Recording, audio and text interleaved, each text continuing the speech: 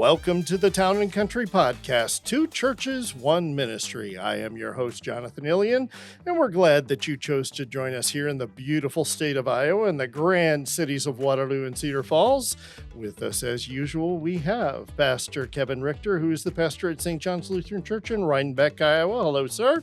Bringing a little Rhinebeck to the cities. The Rhinebeck to the cities. You kind of got gypped out of that. These beautiful cities of two Waterloo, cities. Cedar Falls, That ought to be Cedar Falls, Rhinebeck. But no, I was waiting for just, the two, but yeah, so I'll represent Rhinebeck. That's right. Go. He's still got the goop on his feet from the farms brought in there. It's right there. I can see it. It's beautiful.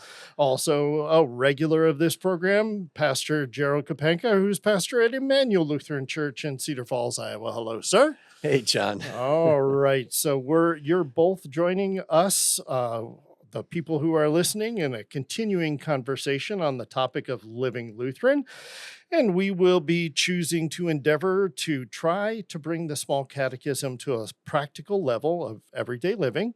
So we're looking at the last two commandments and their beauties. They go so well together. They are the 9th commandment, which is, you shall not covet your neighbor's house. And the 10th commandment, which is, you shall not covet your neighbor's wife, or his manservant, or his maidservant, or his ox, or his donkey, or anything that belongs to his neighbor. Things that we all have. You know, I keep an ox at home, so this is all good. Mine's called Babe the Blue Ox. Babe the Blue Ox. Beautiful. So now that last one, as you can tell, is a mouthful in comparison to the other commandments, but these two have the shared topic of coveting. So, Pastor Kevin, can you lead us off on our discussion of this today? Yeah, first I just want to start with a little bit of the numbering of the commandments. Technically these are never numbered in Scripture anywhere. Yeah. And the only reason we stick with 10 is because in the Hebrew they are later referred to not even as the 10 commandments, but rather the 10 words. Yeah. And so this idea of 10 has come out of that. And so, different denominations and places have numbered them differently. That some put one as, you shall have no other gods, and the second actually comes, you shall have no graven images, which is straight out of Exodus and scriptural, and then they kind of lump 9 and 10 together. You shall not covet. That's all one commandment. Luther, in writing his small catechism, just assumed you shall make no graven image goes with you shall have no other gods. And this is just an explanation of what it means to have no other gods.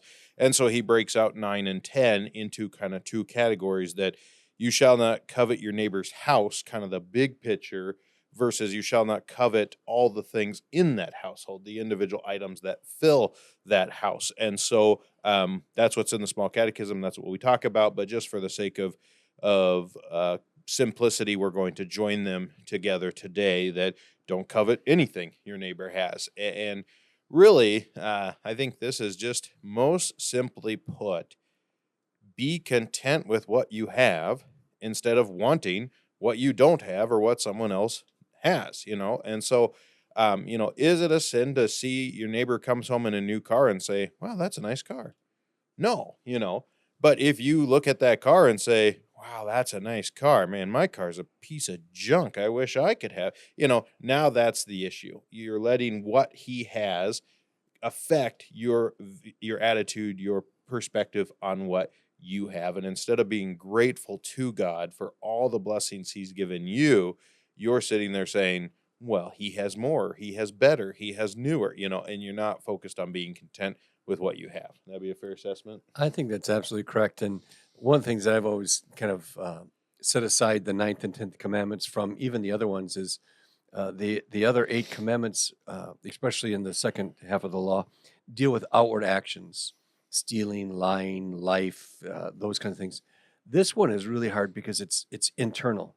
It's about what's the process that's going on inside me. When I covet, I'm not actually physically doing something, but I'm preparing, and that coveting leads me to those other actions. And so, yeah, I think your idea of that contentment is so difficult in today's world, isn't it? Yeah. Well, and one of the things that I just was thinking as you were mentioning the fact that looking at somebody's new car and saying, wow, that's a nice car, and actually coveting, it seems like such a fine line. How do we demarcate that from being sinful and not being sinful? Again, I think, if you read the explanation, we should fear and love God so that we do not scheme to get our neighbor's inheritance or house or get it in a way that only appears right, but help and be of service to him in keeping it. Same way, 10, what does this mean? We should fear and love God so that we do not entice or force away our neighbor's wife, workers, or animals, or turn them against him, but urge them to stay and do their duty.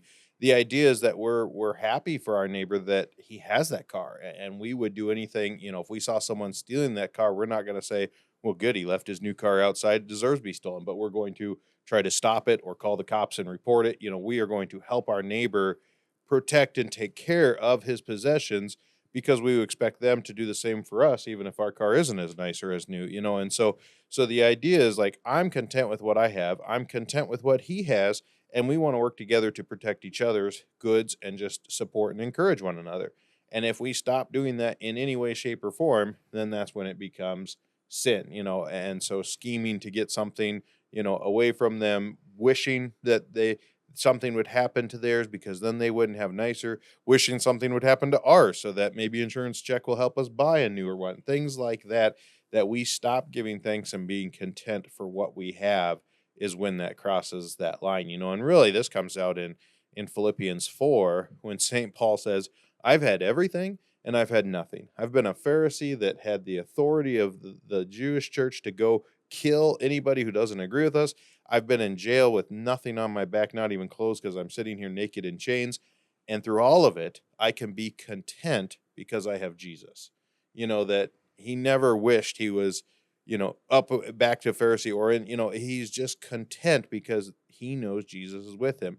And so when we look at possessions, when we look at these things, we say, as long as I have Jesus, I have everything I need, and everything I have comes from him, so I can give thanks and be content with that.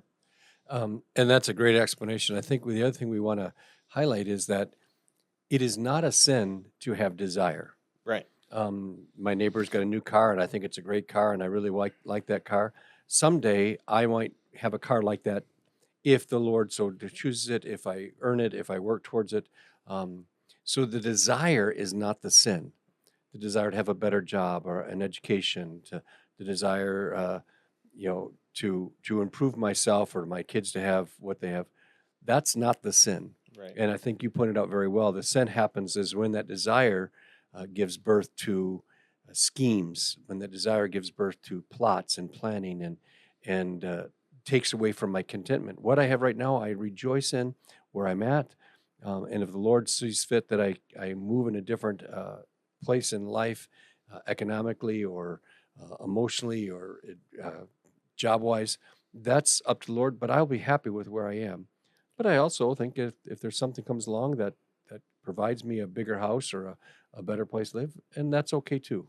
And I think the other part of this, Luther said if we could keep the first commandment, we could keep the other 9. Yeah. And this idea is that the reason we covet most of the time is because we're putting those positions as idols in the place of God. Absolutely. A bigger house is going to make me happier. A nicer, newer car is going to make life more convenient. We put so much stress on the temporal, earthly things that really mean nothing at all, instead of staying focused on the eternal things like our relationship with God, our forgiveness and salvation.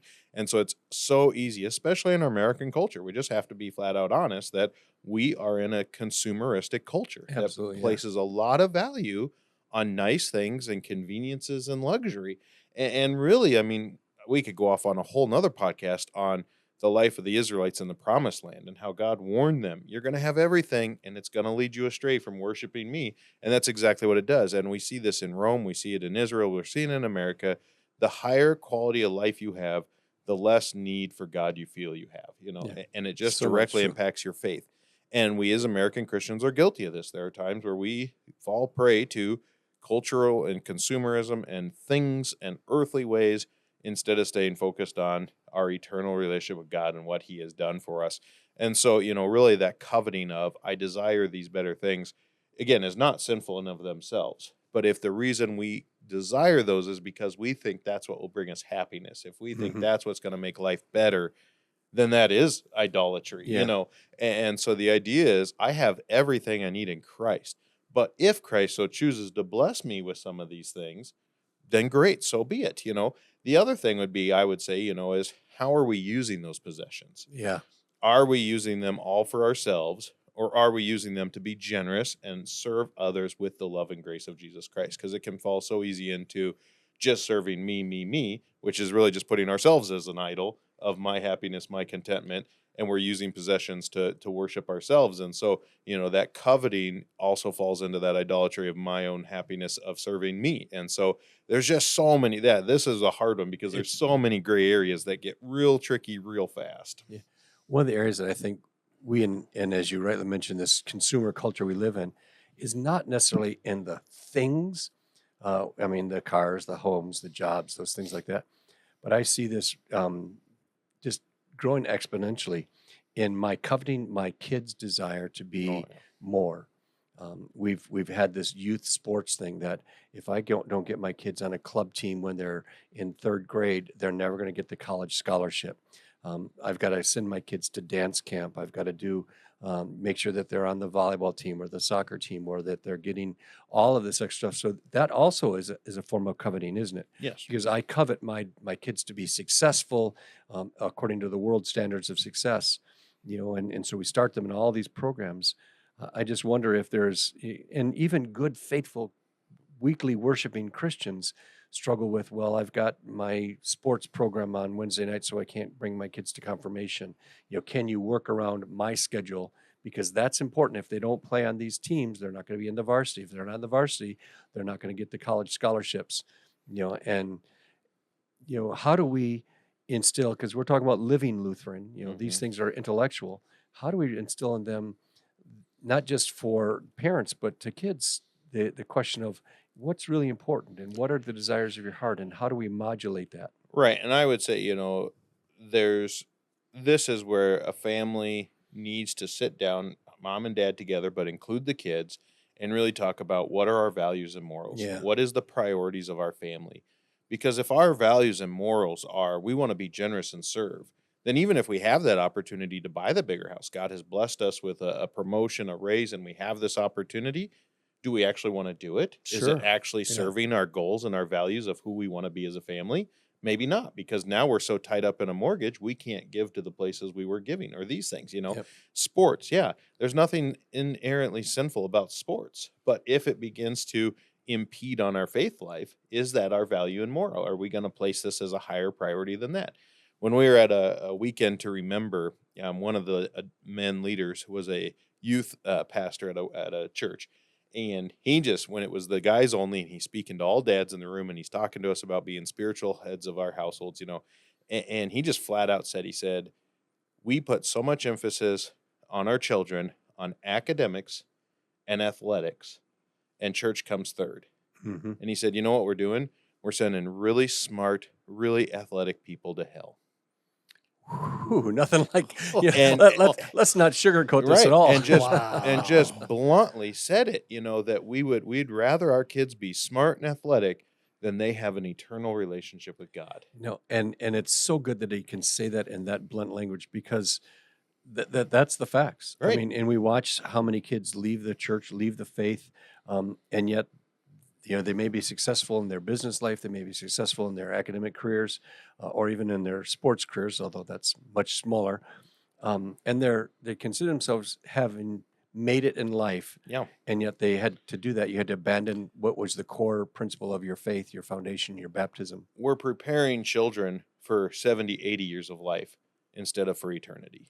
And that eternal perspective has to start the day you find out you're pregnant, that we're going to do everything we can to raise this kid for eternity, to have this relationship with God. And if that's not your moral and value, our sinful natures will not automatically just do it. We have to intentionally work at it.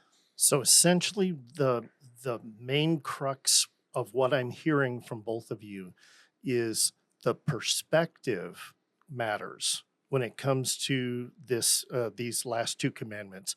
The perspective of coveting. It's not necessarily the action of looking at something and saying, "Wow, that's beautiful." It's what we do with that.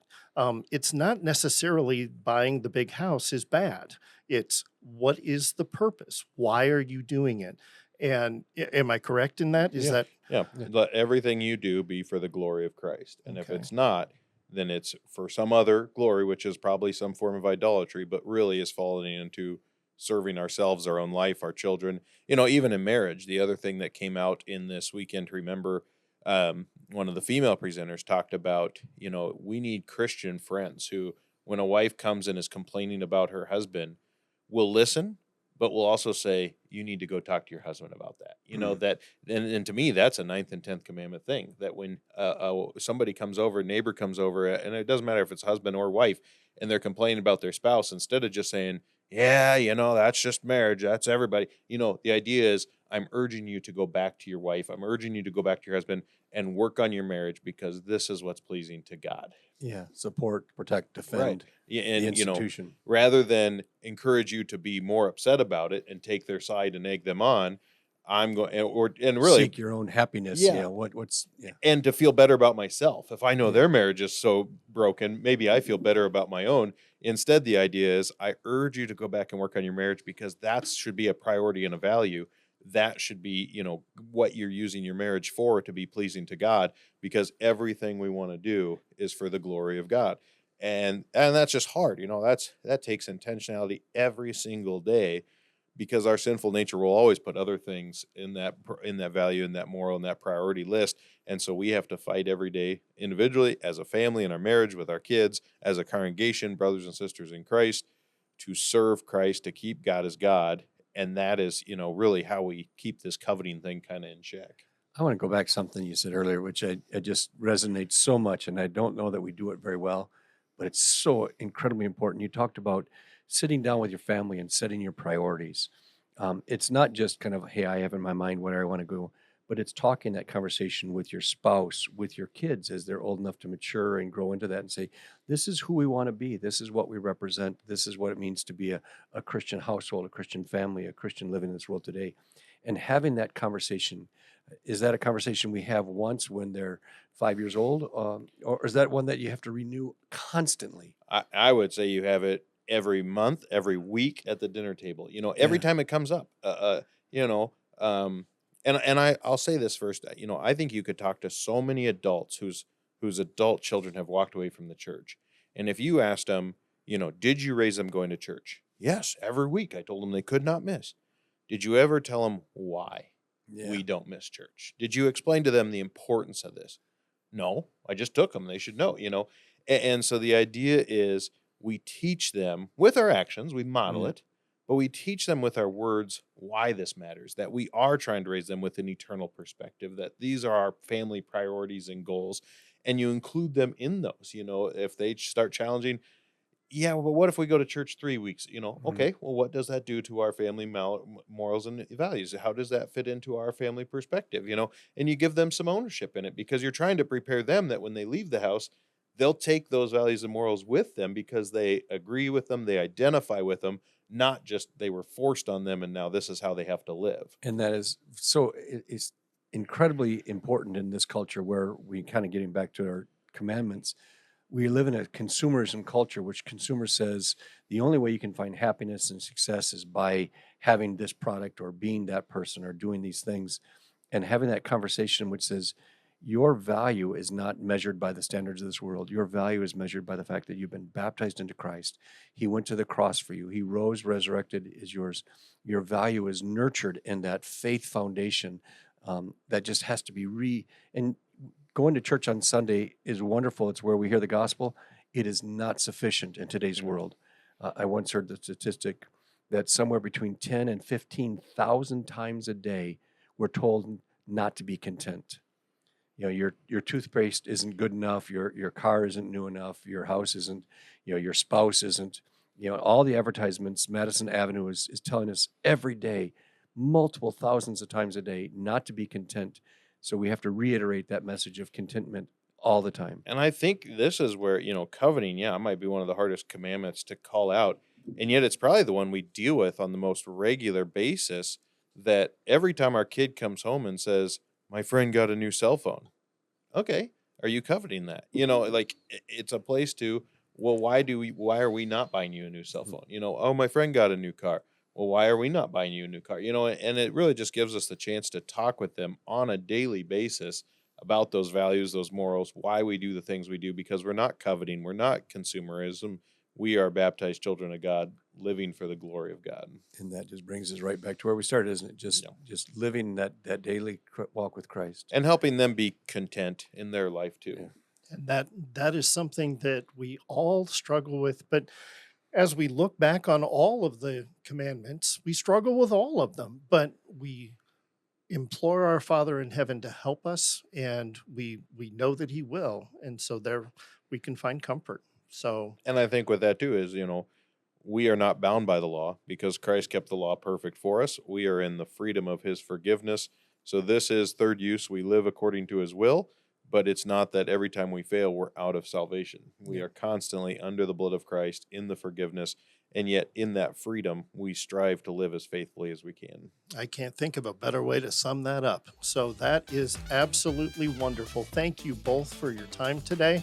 We appreciate you giving us your insights and your wisdom with this. So thanks again. So thank you all for choosing to join us today for the Town and Country Podcast, Two Churches, One Ministry. We want to remind you to submit your questions for Ask the Pastor. That's our next one that we're going to be doing. You could submit them to podcast@emmanuelcf.com so that we can answer those burning questions that you have about life as a Christian in the world today. Special thanks goes out to our audio engineer for this podcast, Mr. Dave Kaler. Once again, you have offered us your expertise and we appreciate it. On behalf of Pastor Kevin and Pastor Kapanka, I am your host, Jonathan Ilian, and we invite you to come back again next time as we bring you the next installment of the Town and Country Podcast. Thanks again and have a great week.